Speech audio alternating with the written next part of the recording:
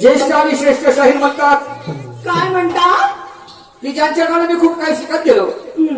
सन्माननीय अंबादाजी नागदेव साहेब आमचे वस्ताद आचार आणि विचाराची देवाणघेवाण जर योग्य असली तर त्यामधून सन्मार्ग तयार होत असते हो.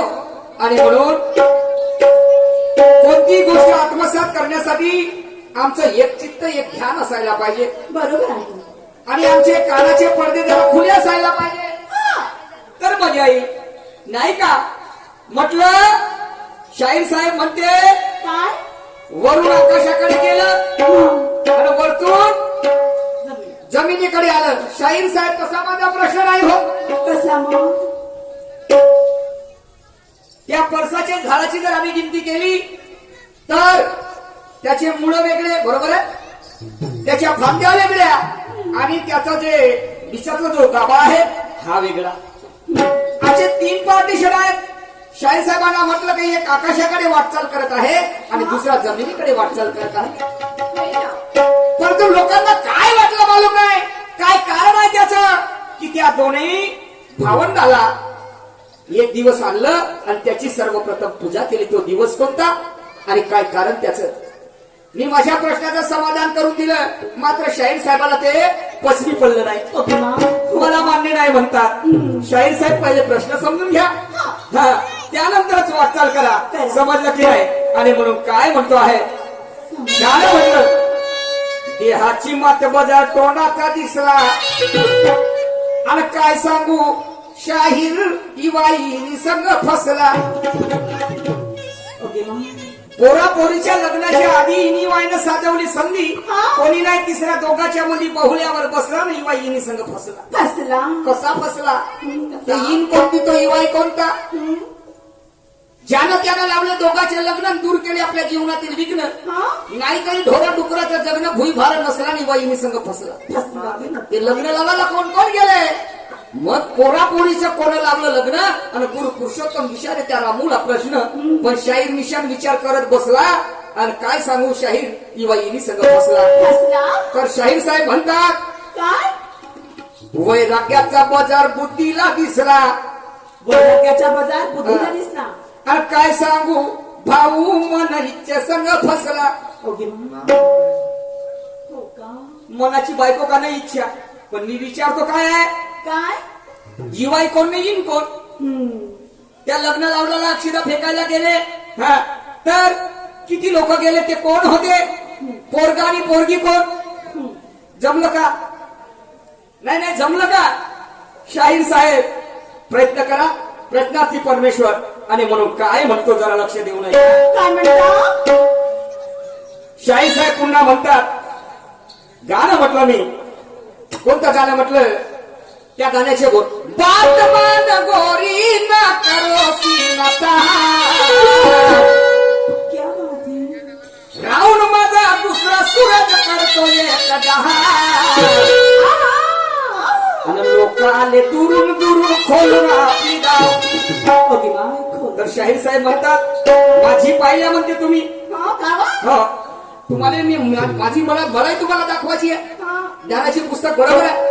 तर शाहीर साहेब म्हणतात, आम्ही ड्रायव्हर हा? आमचा जीव आहे गाडीवर. शाहीर साहेबाचं म्हणणं. आणि थोडस चुकलं जरा तर मी टाकीन पुरा. Okay bye. अर्धा नाही पुन्हा जातो म्हणते. तुम्ही टाकांना मी चुपचापच राहील का जी? नाही मग काय करा? मा डावा सापडला मी मोडमाळ नाही करी. Okay bye. सापडले मा डावा दुसऱ्यांदाही सापडल्या, पहिल्यांदाही सापडल्या. समजलं का नाही? आणि म्हणून काय म्हणतो, समजून हे स्वतःशी हुशार. जगामध्ये असती एकाहून एक चातुर.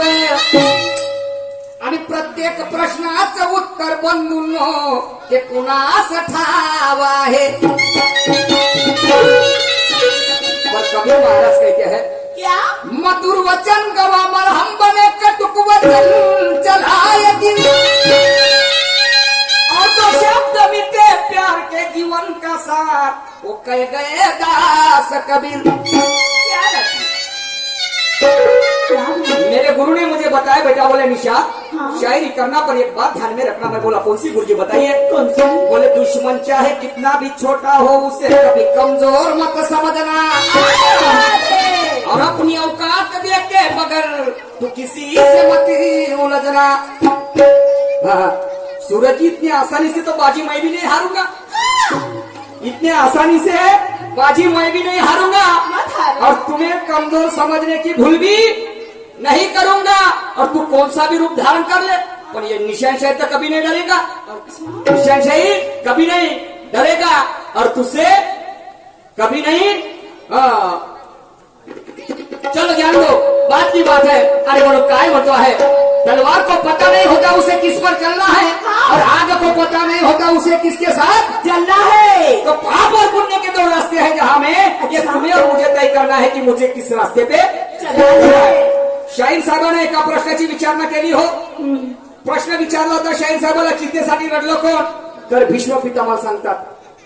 भीष्म पितामह सांगतात, शाहीर साहेब बौद्ध धम्म जिज्ञासा नावाची पुस्तक लिहून ठेवा आपल्याकडे. बौद्ध धम्म जिज्ञासा ही पुस्तक वाचा, तुम्हाला त्याच्यामध्ये मिळून जाईल त्या प्रश्नाचं समाधान. समजलं की नाही? आणि म्हणून कुठचा अनुसंग कुठे नका लावू, त्याला काही हरकत नाही.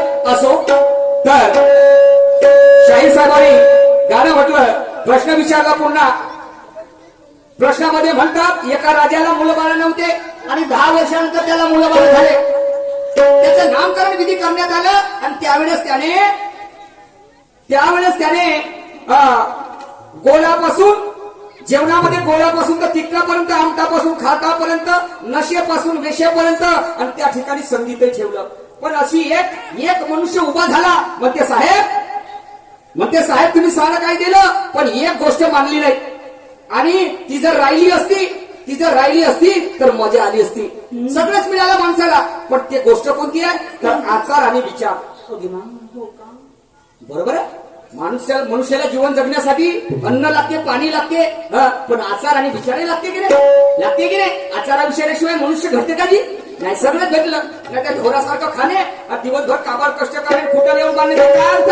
पण आम्ही माणूस आहोत आणि म्हणून त्याच्यासाठी आचार विचार असणं खूप गरजेचं आहे. हे गोष्ट त्यांनी त्या राजाला विचारले, म्हटले समजलं की नाही. ते गोष्ट आहे आचार आणि विचार. हे माझ्या बुद्धीप्रमाणे तुमच्या प्रश्नाचं उत्तर. आणि म्हणून काय म्हणतो आहे काय म्हणता तर शाहीर साहेब काय सांगू भाऊ, मन इच्छेसंग फसला. शाहीर साहेब तुललं नाही हो.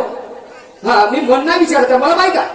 समजलं की नाही. आणि मग ही निवय काय आहे, वास्तविकता आहे आणि आज रियालिटी आहे त्या गोष्टीची. आणि म्हणून गाण्याकडे वळतो आहे. मी टाकीन पुरा म्हणतात त्याला माझंही का म्हणणं काय आहे. निर्भीड बाणा तो पखाना रणात कराडला. निर्भीड बाणा तो पखाना रणात कराडला. आणि महार नाशिक मुख्य पुण्याला त्या महार नाशिक मुख्य पुण्याला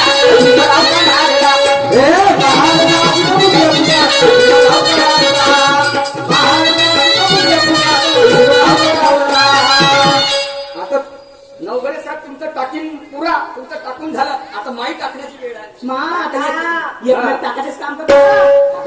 चांगले बोलत जा. म्हणूनच का म्हणतो तुम्ही फक्त आगीमध्ये तेल टाकायचं काम करत जा. कसावं म्हणे सुरजजी टाकतो मी आत. ओके मा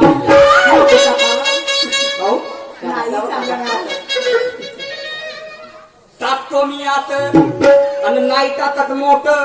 ओके आता मोठा नाही टाकत म्हणता आणि आताही टाकतो म्हणता. बरोबर आहे ना. शिकापा 3 प्रकार आहेत टाकण्याचे. समजलं की नाही. हो का आणि अध्ययन करण्याचे सुद्धा 3-4 प्रकार आहेत. आणि म्हणून काय म्हणतो आहे काय अरे टाकतो मी आत आणि नाही टाकत मोठ. तू बरोबर खोलून ठेव. ओके बाय का खोल ठेव म्हणता.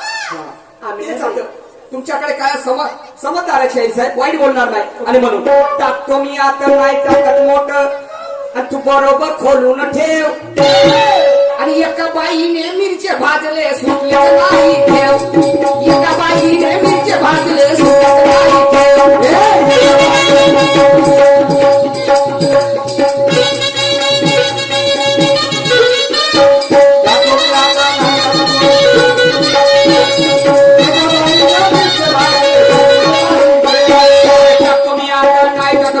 बरोबर खोलून ठेव. टाकतो मी आता नाही टाकत मोठ बरोबर खोलून ठेव. आणि एका बाईने मिरचे भाजले सुटलेच नाही ठेव.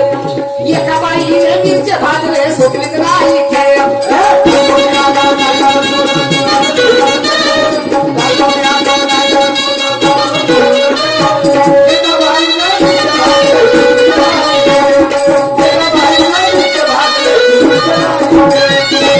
सन्मान्य आमचे आदर्श गणपती शाहीर तुर्रा पार्टीवाले आणि परशुरामजी शाहीर तुर्रा पार्टीवाले यांच्याकडनं या विचारधाऱ्यावरती 50 रुपयाचा भेट मिळालेला आहे. त्यांना कोटी कोटी प्रणाम, धन्यवाद. तर गाणं काय म्हणते आहे माझं लक्ष ठेवा. सांगा सगळ्या बायांना माहित आहे मिरचे कोण भाजते. बाया भासतात. बाई भाजते का नाही तिखट संपल्याच्या नंतर. बरोबर आहे. आणि मिरचे भाजल्याच्या नंतर खेळ सुटते की नाही. पण अशी एका बाईने मिरचे भाजले त्या माय बाबा खेळत नाही सुटली. ओके माय मला माहिती आहे ती बाई कोणती होय तर. कोणती बाई होय. ते होय नगर धनवाली सुमडी में गुमडी का पंडित आहे वे. हो का कोणती बाई असेल की त्या मिरच्या भाजले पण खेळ सुटली नाही. बरोबर आहे. इथे सगळे ज्ञानी पंडित लोक बसले आहेत. तुम्हाला विचार करायचा आहे. टाकतो मी आता नाही टाकत मोठं बरोबर खोलून ठेव. आणि एका बाईने मिरचे भाजले सुटलीच नाही खेळ. तर पुढे काय झालं बंधू नाही का.